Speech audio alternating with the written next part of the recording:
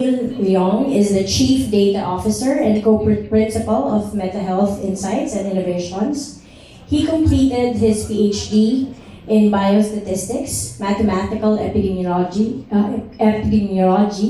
and health economics at the School of Population Health of the University of New South Wales.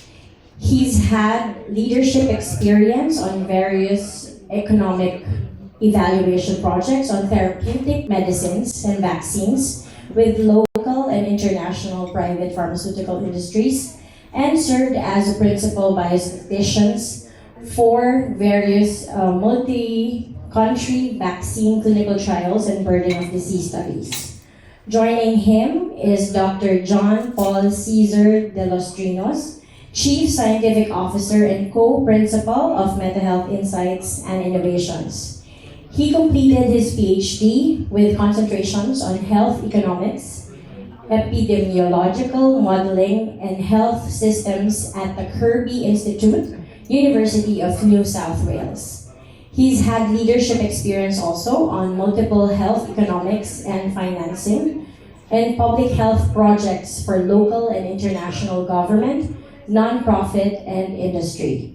So please join me in welcoming Dr. Robert Neil Leong and Dr. John Paul Cesar de los Trinos. I'm here and welcome again to our study presentation to this event. It's an honor to be here. First, let me make some declarations. This study, while funded by Novo Nordisk Pharmaceutical Philippines, us, the research team, is primarily responsible for the design, implementation, as well as the analysis and presentation.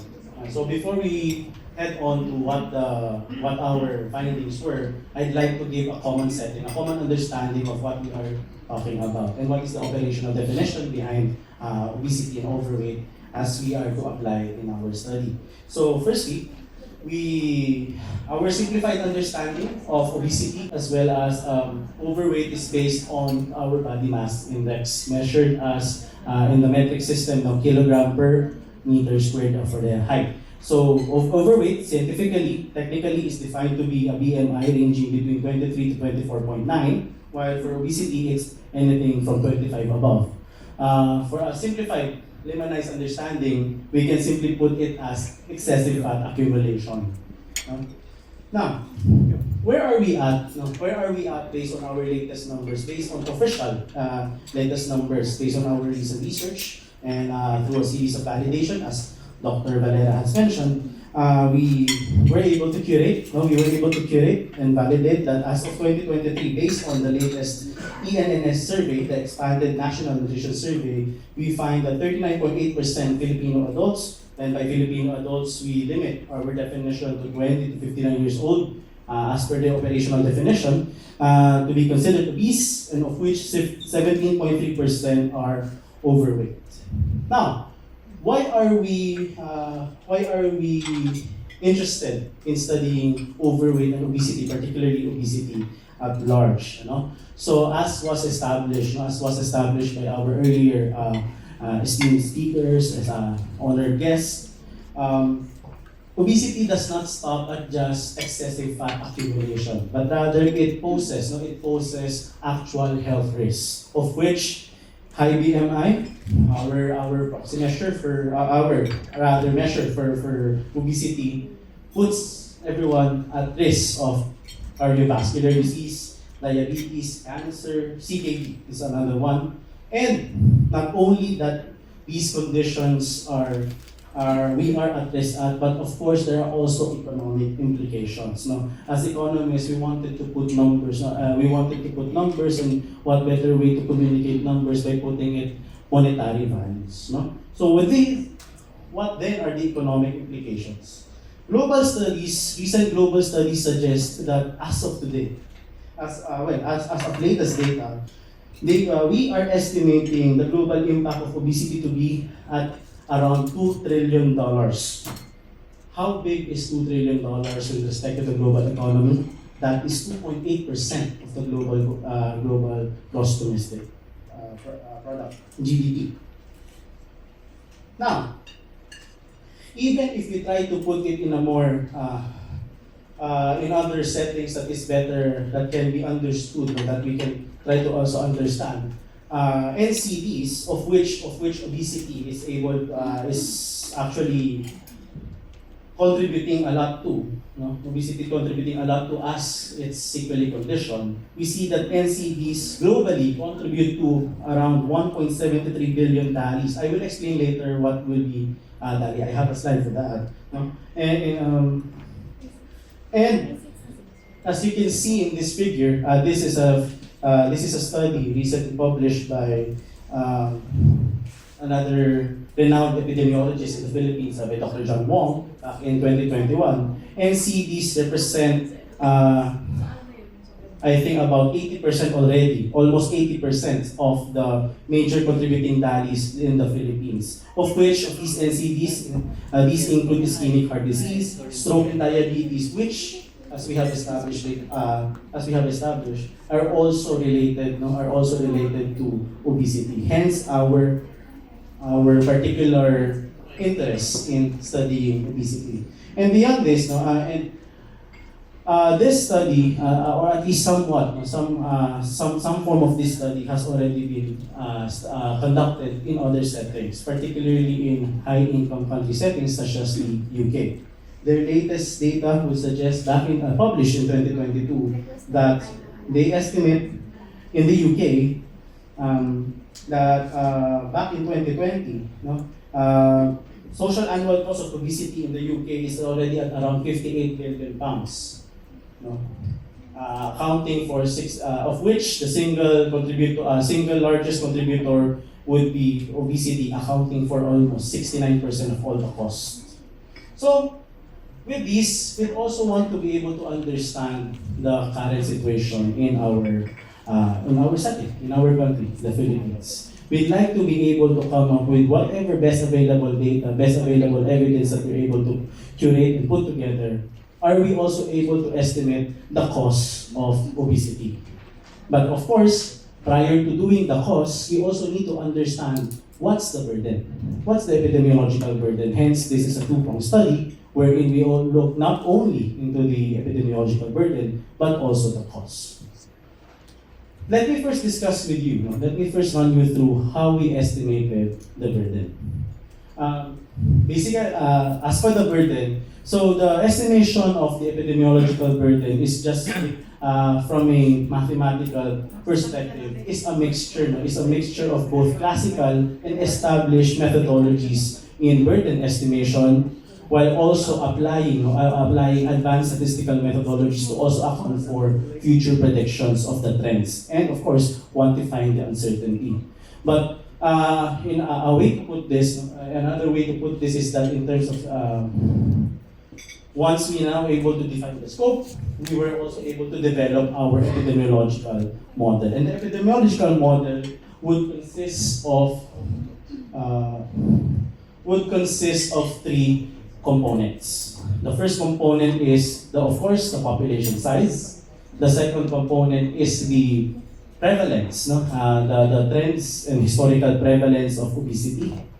And the third component will be the associated disability rates, or as measured from DALIs.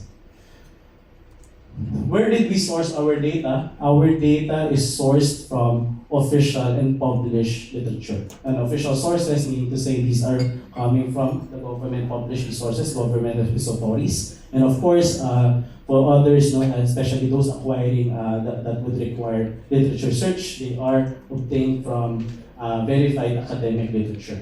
Of course, and also it also came from a series of validations. Even if we were able to curate, we also went through a series of validation. Now, one of the important things that we are presenting is also the DALIs. We'd like to put in together, we'd like to have a common understanding of what is a DALI. A DALI is a disability adjusted life, it's short for disability adjusted life years, of which our main measurement is what we refer to as the disability weight.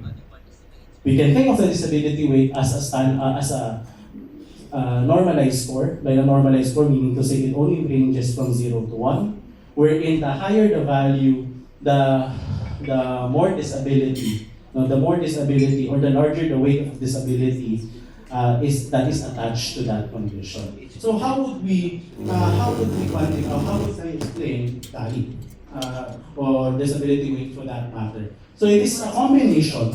It is a combination of both how much life was lost because of the condition, and as well as how much of the life was, how much of the experience was reduced or was quote unquote disabled because of the condition. How do we put this? So for example, if there are certain conditions that makes it difficult, say in the morning when you just simple waking up and getting out of bed, we'd want to be able to quantify how much of that is laborious, how much of that is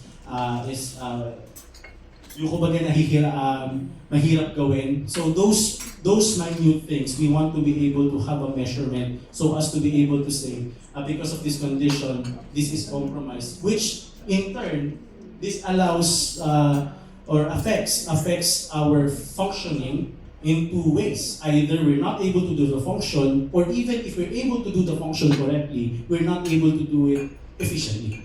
So those are dimensions that we put into disability rates. Put all together, now I present to you our results.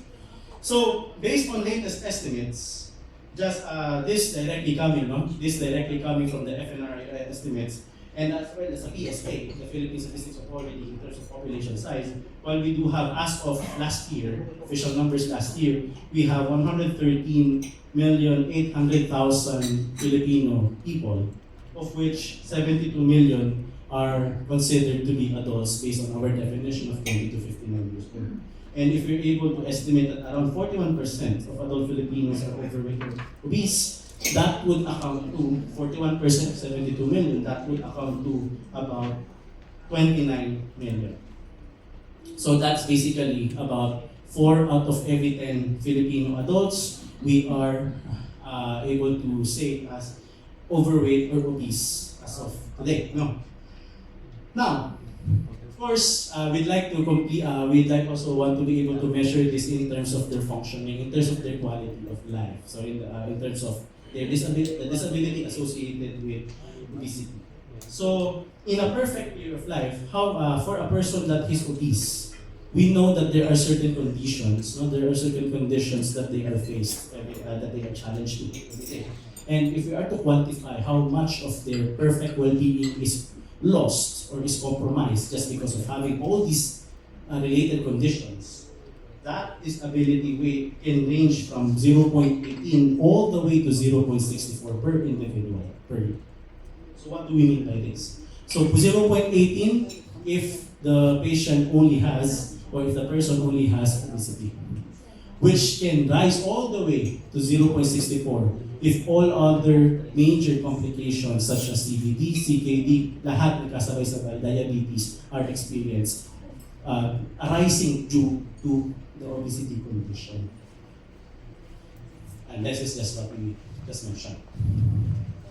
Now, what else should we be mindful about? So as we did mention that of these obese people, ultimately in their lifetimes, they are put at risk. They are put at risk of developing even further complications, of which I mentioned, of particular that we have looked into are DM, diabetes, particularly like CVD and CKD.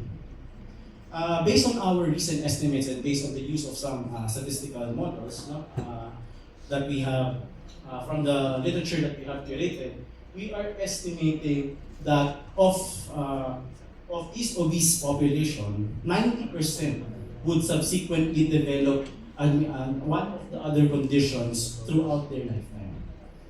While we will not be able to say for certain now when are they at risk to develop this or when are they at most risk to develop this, what we are sure is that within their lifetime, 90% are expected to develop with more conditions, of which the most common would be DM, diabetes.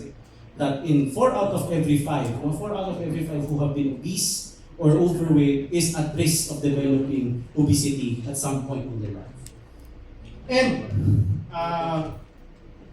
more profoundly, no? More profoundly, we're also looking at those who are expected to develop all three.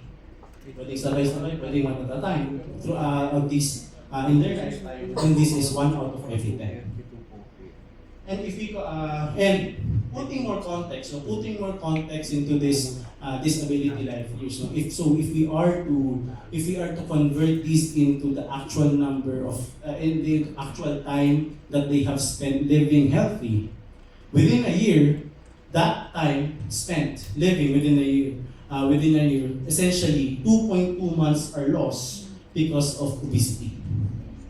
And if we even further complicate, having all the other sequelae come in, an obese person who is already at risk of all the other conditions is also at risk of losing as much as 7.7 months for every year of life lived, just because of not being able to function efficiently, function properly.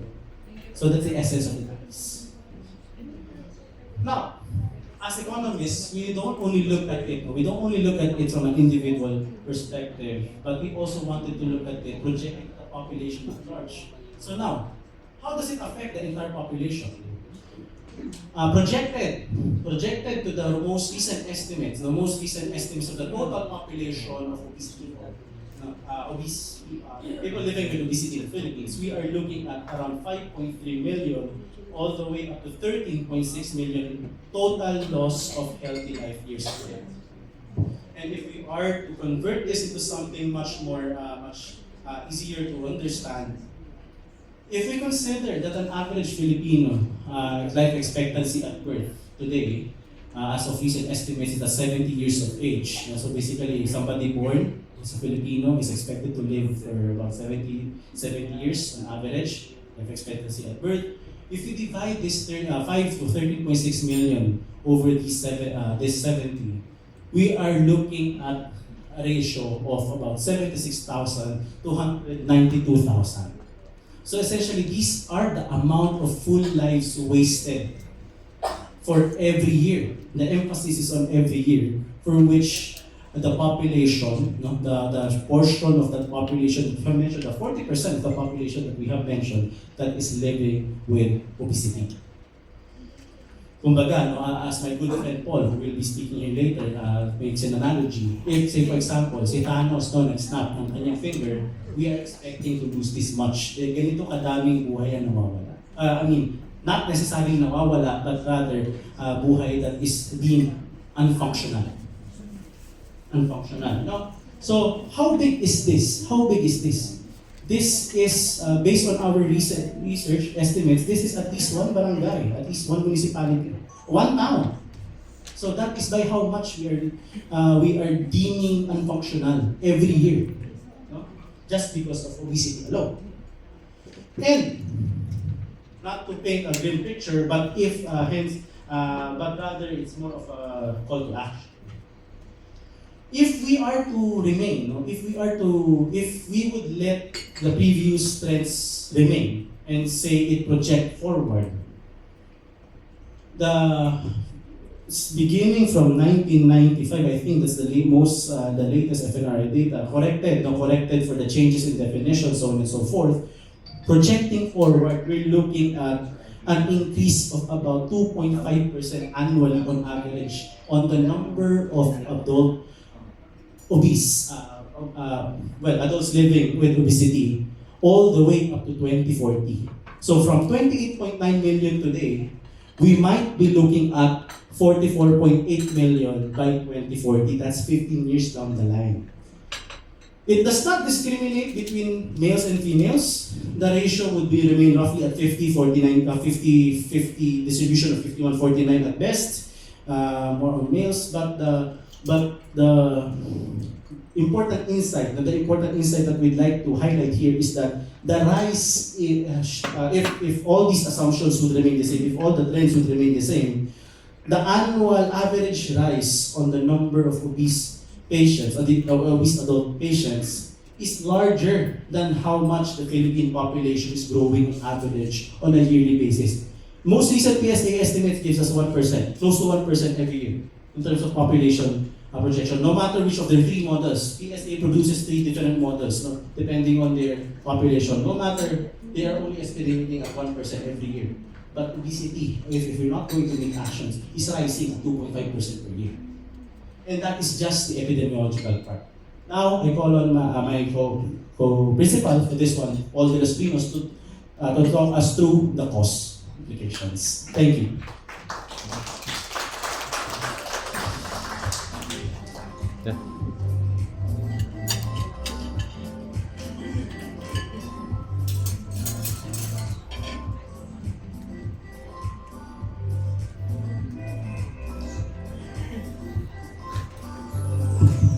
Hello, yan. So good afternoon to everyone. No? It's very good to see familiar faces. No? It's really good to have diverse stakeholders, no? In communicating them results ng study.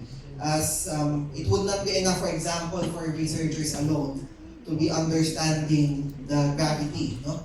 Nung obesity as a problem, but it's also a whole of society concern. No? Okay, so let's start muna on how we did the cost of illness, no? How much obesity could be costing us, no? How much could the obesity could be costing the Philippines, no? Okay, so similar to sa burden of disease, siguro something to highlight is that this builds on the burden of disease study that was conducted and led by my colleague Robert Yong. And also to note that this is actually for publication. So we're working on the publication for this. So hopefully within the year, we will have it published. So once it's published, that's what we could formally cite. No? But we could also share materials relevant to the study. Okay, so for the cost of illness, of course, we defined the scope. Gumawa tayo ng cost of illness model. We collected data, mostly yung mga secondary na available data that we have. And then we used calculated the cost of illness, no? And then for validation.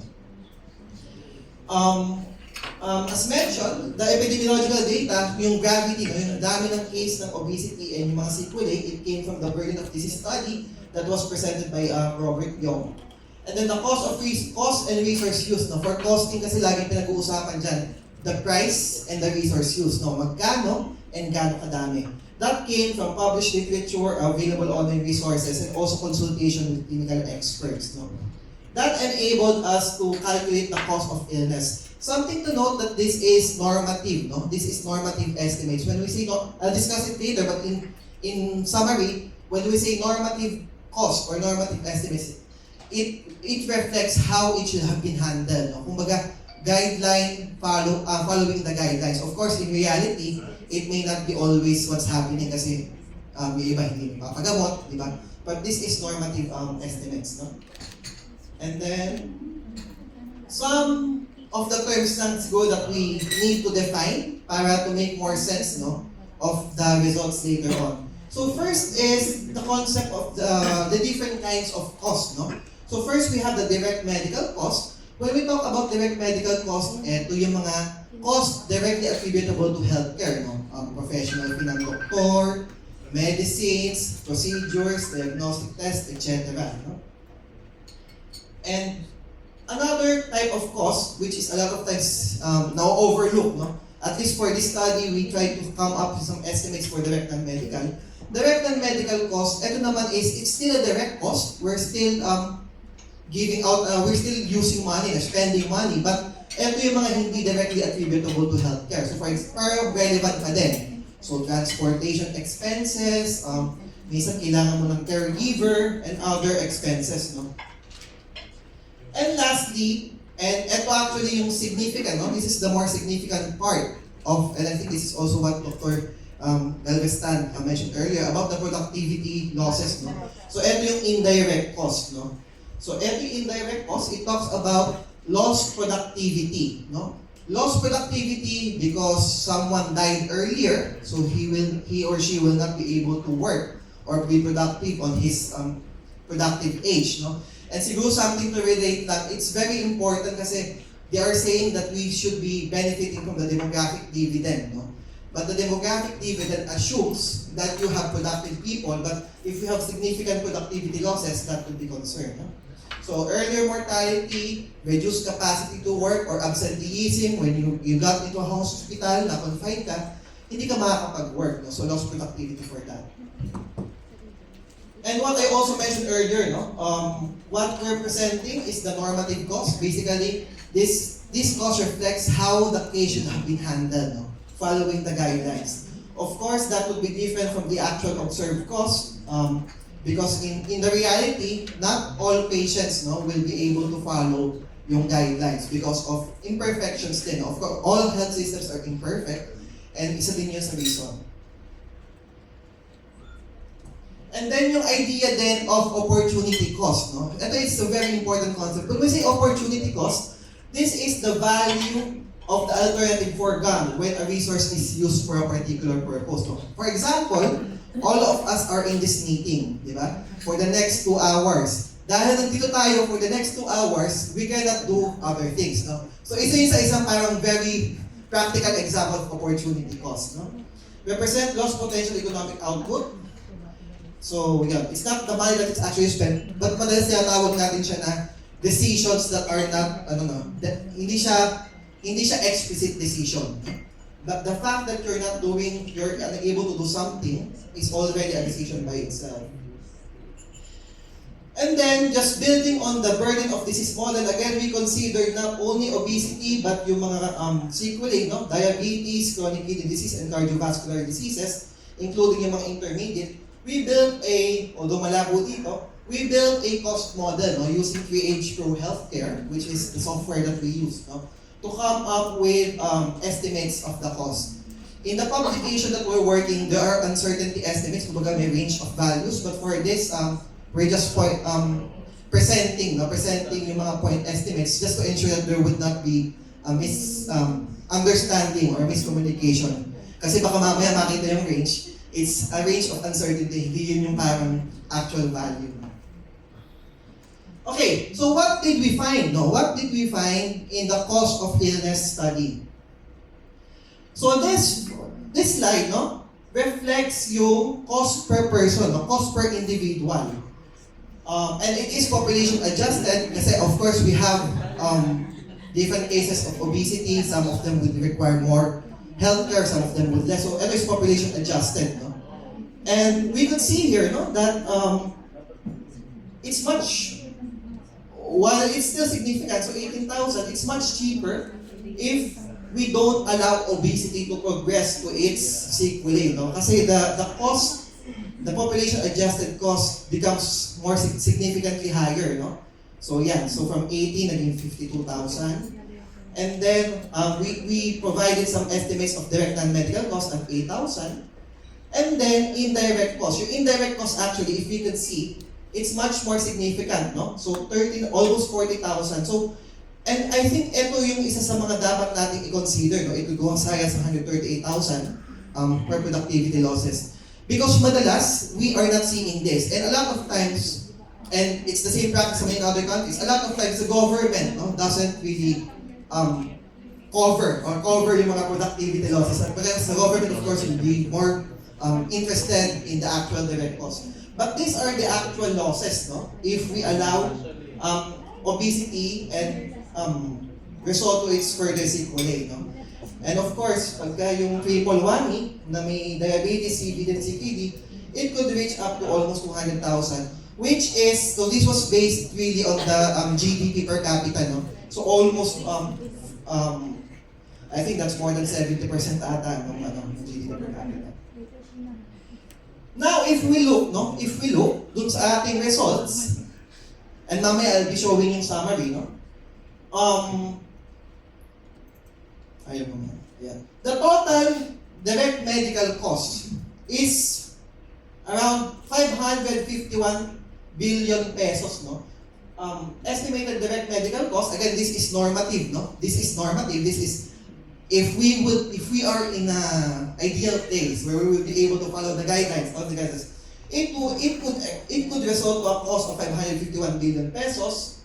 For the direct non-medical, it's 165 billion. ang pinaka-importante would be the indirect cost, no? Which is really 1.17 trillion, no? For a total of 1.88 trillion. And makikita natin dito, significant yung obesity, but just because marami kasi, most of the obese cases kasi, hindi naman most, but there are much more obesity cases alone than yung mga sequelae. Kaya, yan is apektado siya ng volume. If we look at the summary, ano ba yung mga headlines, no? Ano yung mga headlines? What could obesity and its sequelae could be costing us, no? So based on the 2025 data, obesity and its sequelae could potentially cost, so I highlight the could potentially because this is normative cost, no? The Philippines as high as 551 billion pesos in healthcare expenses for normative and ideal or treatment, and could be as high as 790 if isasama yung overweight, no? But to allow comparability doon sa literature, so if you focus doon sa obesity lang, it's 551 billion pesos, no? And what does that mean? 551 billion pesos, that is equivalent to 2.12%, no, of the 2025 GDP ng Pilipinas. Now, if we look doon sa indirect cost, no? Yung indirect cost, it's 1.17 trillion. Sorry for that, no? 1.17 trillion in productivity losses, no? 1.17 trillion, and if isasama yung overweight, it could reach as high as 1.67. But we want to highlight na itong 1.17 is the obesity, no? And this is equivalent to 4.5% of the GDP. What does that mean? If lagi natin naririnig, no, every year we're talking about GDP growth, no? GDP growth 5%, 4%. Actually, I think last year the GDP growth was around 4.4 or 4.5% yata, no? That is basically this, no? Kumbaga, yes, it's good that our economy is developing, pero baka within our economic engine, no, something is wrong. And I go back doon sa concept of demographic dividend, no? Sabi nila kahit daw we're blessed with demographic dividend na kahit may mga imperfections pagdating sa governance, we'll still have our economy grow, no? At least 4%. But again, that assumes that you have productive people, no? That assumes you have productive people. But if the people, a lot of them have obesity or the sequelae, medyo nanenegate, no? Nanenegate yung ating demographic dividend. And it could reach up to, total cost would be 1.9 trillion pesos, which is equivalent to 7.3% of the GDP, no? When I try to look the literature, ano ba yung mga other concerns, no, na medyo comparable, kumbaga at least not exactly equal amount, but comparable in magnitude, no, na more than 1 trillion pesos yung economic cost. So some of these, for example, would be yung mga road traffic accidents, tobacco, climate change, and even yung traffic ata sa Metro Manila, no, based from the JICA study, no. So while those other concerns are receiving attention, we have this public health concern that at the same magnitude, again not equal value, but the same similar magnitude, but we are again, I guess the way our response, the way that we respond to it could still be improved. Okay, so just some limitations, no, ng study natin. So projections are based, so burden of disease, projections are based on the assumption that previous trends will hold. And then for the direct medical and non-medical costs, these again are normative costs, no? So we observe costs could be lower kasi in our imperfect health system, some of them will not be able to be undiagnosed, undertreated, or completely managed, no? And of course, yung productivity losses are valued using human capital approach. But I guess what we really want to highlight is this is a significant cost, no? Not just a health system. Well, sa health system, yung 551 billion, I think that's a third, no, ng total health expenditure. But again, this is normative cost. But even the total economy. So if we have other concerns that are getting the attention, I think it's also important for obesity, no? And it's equally to get the attention that it deserves. Ngayon, siguro quick insights lang, no? And this could be the subject of the further discussion later. But ano ba yung mga pwedeng gawin, no? Mga pwedeng gawin. So for example, we could improve yung food environment standards in front of pack warning labels, pag yung mga high in fat, sugar, and salts, no? Of course, I think very important yung sa PhilHealth, we're already integrating sa primary care, no? We have the Yakap package, and of course, buti pa, si Dr. Mel. And then, integration into primary care, pagdating din sa data, no? Pagdating din sa ating data. Actually, I think isa din yung sa one of the big concerns then is, I remember we had a meeting before with DOH. We were talking about a particular disease. And they said, we cannot prioritize that disease kasi we don't have the data. No? So hopefully, this would not be the end of it, no? That we could have more data on this problem. Of course, for the adults, for the workplace, no? And government office wellness, no? Active breaks, periodic screening and referral, occupational safety and health guidance, no? For shift work. And as mentioned, this would not be an issue that could be addressed by one institution alone, one sector alone. Hindi pwedeng it's just researchers, no? Doing all the research, having it published, and then we call it a day. This would really require collaboration between different sectors. And again, we're very happy that we have the different government agencies, the clinicians, the experts, among others, or even the private sector. Ayan. And I think a lot of these are represented here, no? So hopefully, the goal really is for us to have a more comprehensive approach, no? And the first step really is understanding the gravity or the seriousness of the problem. Ayan. Of course, with the devolved system, hopefully we have some good practices, no, for some LGUs. Mamaya later pa we could have more discussion on this. But of course, we cannot rely on just one or two LGUs. No? Hopefully, we improve how we address obesity at most LGUs, if not all. No? And of course, integration into primary care. Again, in terms of healthcare expenses, it's always much more expensive pag malala na. No? Pag nasa terminal na, nagdadialysis na, or etc. And on both counts, both the cost and quality of life, it's also not as good na rin. No? So we want to intervene at an earlier stage, no? And not wait for them to end up in the hospitals. No? So in conclusion, obesity remains a high burden disease, no, contributing to morbidity, reduced quality of life, and premature mortality. And as we project, no, we are expecting an increase in the burden, epidemiological burden, and the cost of obesity. No? And again, if the other issues with the same magnitude, no, in terms of yung economic costs are getting the attention they need, hopefully it could also be a call for obesity to get the attention that it deserves. I'll end there, and thank you very much.